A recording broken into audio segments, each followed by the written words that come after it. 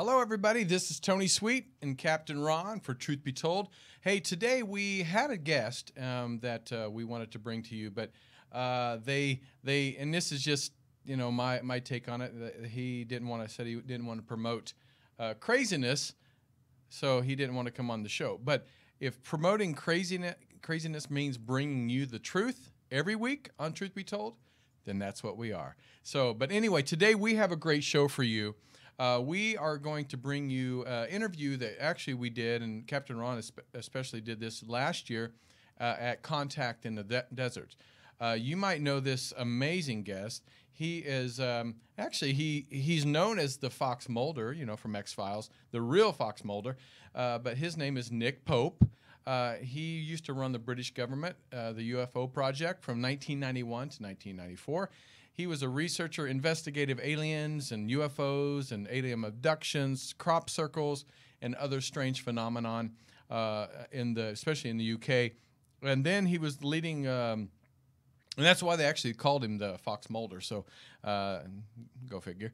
His government background, his level-headed views have made him a media, film, TV, and industrial go-to guy when it comes to UFO conspiracy theories and the unexplained. Nick has consulted on and promoted a number of alien-themed movies, TV shows, and even video games. Come on, you have to check those out. And he has presented, consulted on, and contributed to numerous shows, and has written 5 best-selling books and lectured all over the world. Now he lives in America. So, but I hope you enjoy this this interview that Captain Ron did with Nick. It's a great interview. Hope you guys get everything out of it. But please subscribe, share this with people. We'd love to hear from you and your take on our interviews, and who would you like to have on our show? Because, again, we want topical stuff, interesting stuff, unusual stuff, things that we can bring to you. So here we go. Enjoy the interview.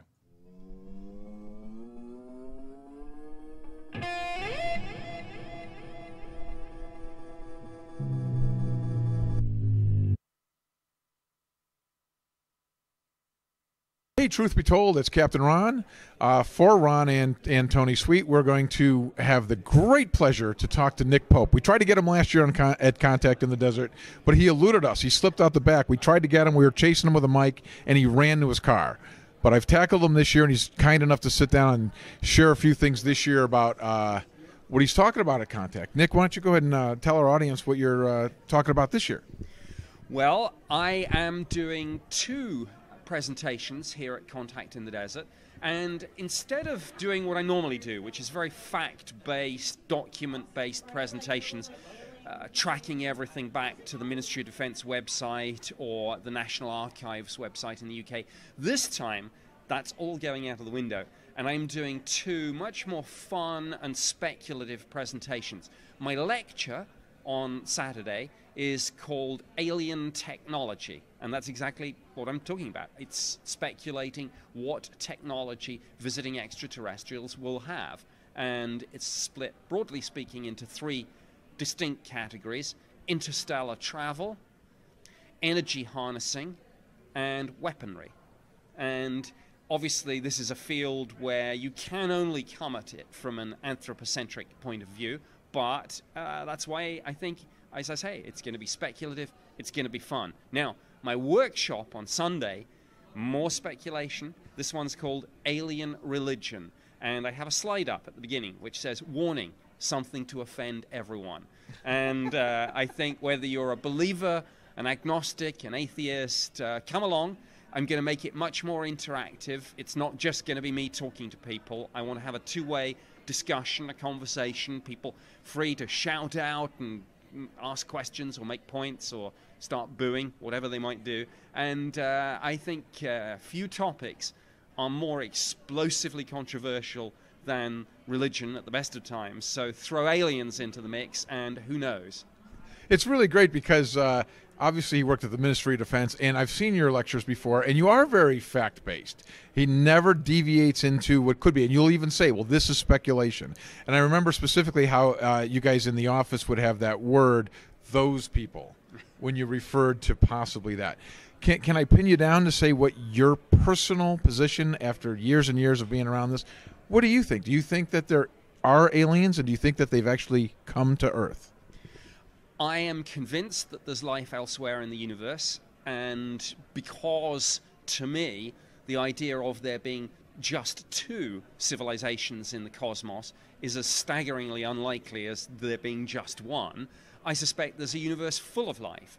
Some of it microbial life, some of it animal life, but some intelligent animal life like us. And maybe, again, the Copernican principle, I think, comes into play.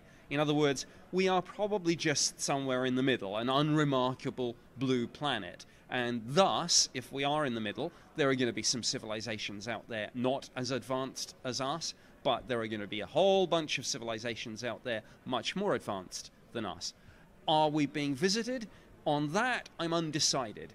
I keep an open mind. I don't rule it out. I have not yet seen a definitive, you can take it to the bank smoking gun. And I say that as someone who's looked at this from within government. But I'm happy to be persuaded, and I'm more than happy to be wrong. My goodness, the world is going to be a much more interesting place with aliens visiting than without.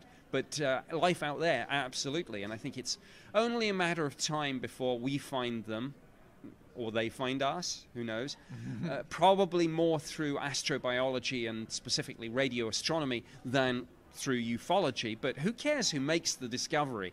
I just want the discovery to be made definitively, not you know, is it or isn't it, but absolutely beyond a shadow of a doubt, verifiable, repeatable, probably, as I say, a signal from another civilization picked up by a radio telescope, and you know, hone in on that signal, repeat it, decode it, hopefully, and learn about them.